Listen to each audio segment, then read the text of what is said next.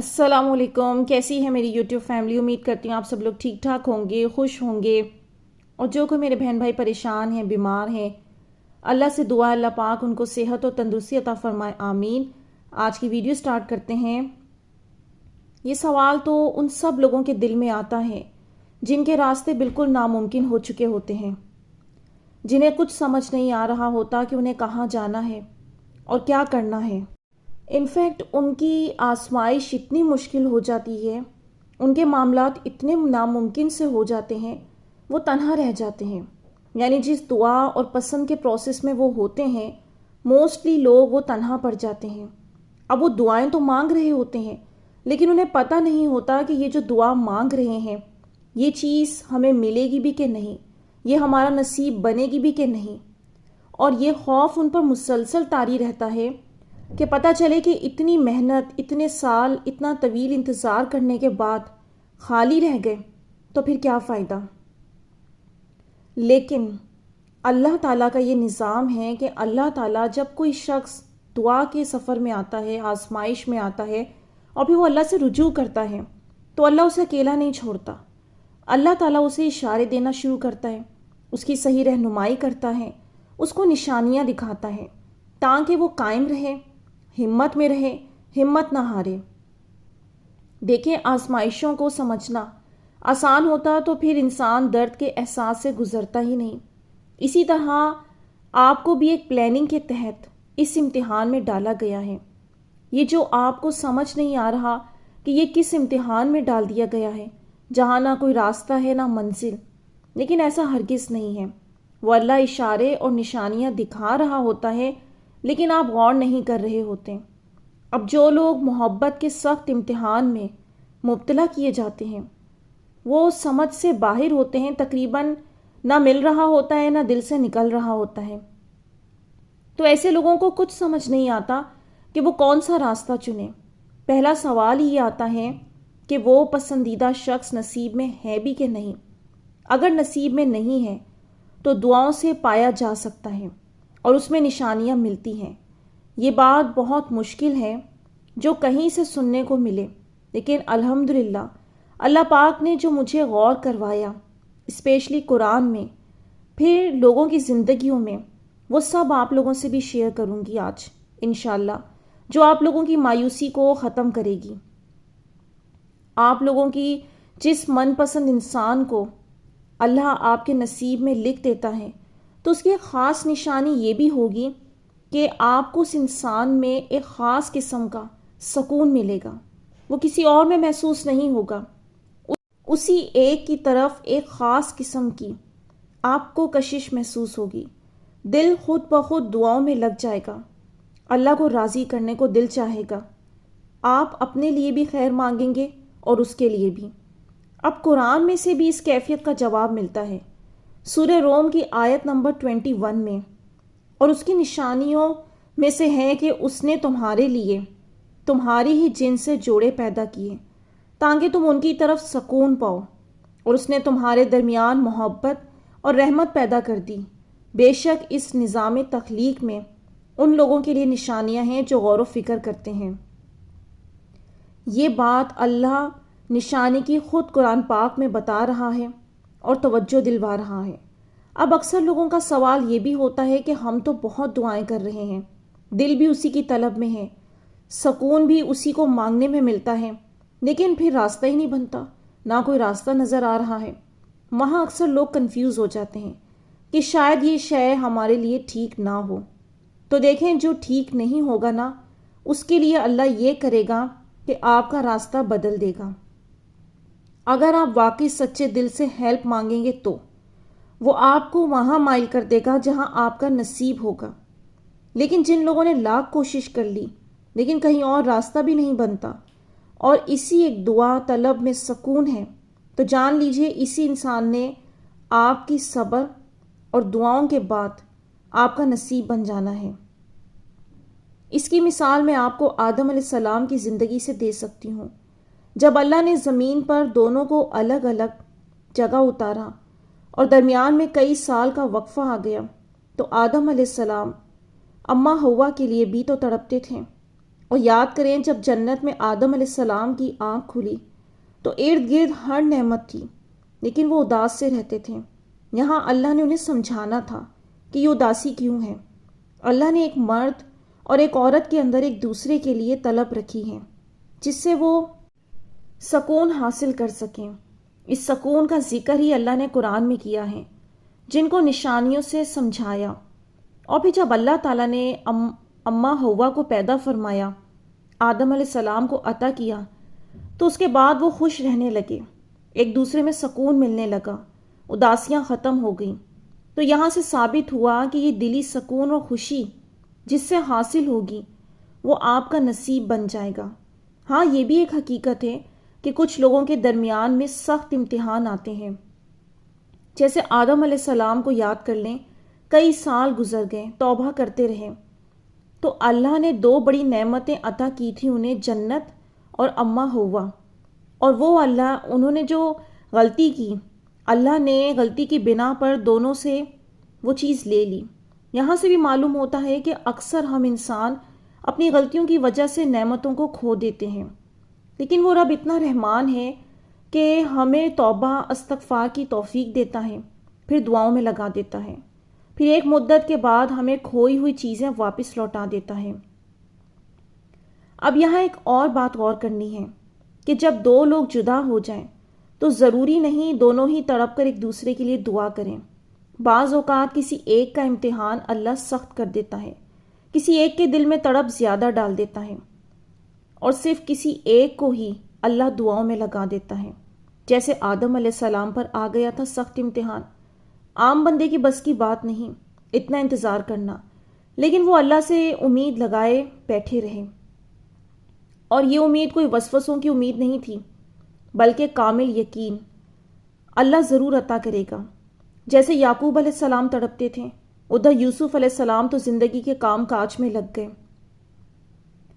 ان کے دل کو اللہ نے ویسا بے چین نہ کیا تھا جیسے یعقوب علیہ السلام کے دل کو کیا تھا۔ یہاں سے ثابت ہوا کہ یک طرفہ محبت اور دعا میں بھی بہت طاقت ہوتی ہے، اگر وہ بندہ واقعی سچے دل سے اللہ سے جڑے تو۔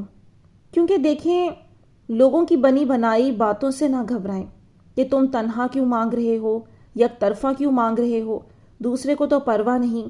تو یاد رکھیں، ایسے امتحان تو قرآن سے بھی ثابت ہیں۔ اب یہ تو اللہ کی مرضی ہے کہ وہ کس انسان کو کون سے امتحان میں ڈال دے۔ اب کسی بے بس کو ڈال دیا ہے ایسے امتحان میں کہ صرف وہ ایک تنہا واحد اللہ کو پکارے گا اور پھر اللہ ملائے گا۔ تو یہ عام انسان فیصلہ کرنے والا نہیں ہوتا کوئی کہ یہ تم غلط جا رہے ہو، بے وقوف ہو، ملے گا نہیں، وغیرہ وغیرہ۔ یہ تو سب اللہ کے کام ہے، جیسے جس کو لے کر چلتا ہے۔ اور عقل مند لوگ تو اللہ کے اشارے اور نشانیوں سے چلیں گے، وہ سمجھ جاتے ہیں کہ میرا رب کیا چاہ رہا ہے، مجھے کس طرف اشارہ دے رہا ہے۔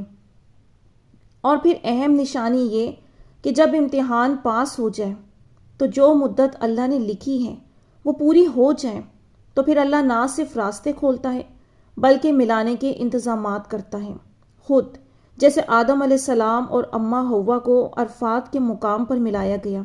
یعقوب علیہ السلام اور یوسف علیہ السلام کو ملانے کے لیے اللہ نے خود اسباب تیار کیے۔ ابراہیم علیہ السلام اور بی بی ہاجرہ کو دوبارہ ملانے کے انتظامات کیے گئے۔ کیا اللہ نے ان لوگوں کو پہلے سے خبر دے دی تھی کیا میں ایسے ایسے ملاؤں گا؟ نہیں نا، کیونکہ اللہ نے پہلے درد سے گزارنا ہوتا ہے، اور ان سب کو بھی درد سے گزارا گیا، درد کی چکی سے گزرنا پڑا، درد کاٹنا ہی پڑتا ہے۔ جتنی مرضی عقل لڑا لیں، کچھ سمجھ نہیں آتا کہ ملاپ کیسے ہوگا۔ بس تب تک وہ اشارے اور نشانیاں دیتا ہے اور انسان اسے دیکھتا رہتا ہے۔ آپ کو اس انسان کے آنے کا انتظار ہوتا ہے دن رات، اس کے خیال تک سے سکون حاصل ہو جائے گا، کسی اور کو اس کی جگہ دے سکتے ہی نہیں۔ بس یہی غور کرنا ہوتا ہے کہ وہی شخص آپ کا نصیب ہے جس میں آپ کو یہ علامتیں ملتی ہیں۔ جو اللہ دھیان ہٹنے نہیں دیتا، وہ پھر اس آزمائش میں آپ کو گائیڈ کیوں کر رہا ہے، کیوں آپ تک ایسی چیزیں بھیج رہا ہے کہ آپ اس آزمائش میں پورے اتر جائیں۔ اور دیکھیں، یہاں ایک اور اہم بات کروں گی کہ میں آپ لوگوں کی زیادہ سے زیادہ ان نشانیوں اور قرآن کے ذریعے ہیلپ کر سکتی ہوں۔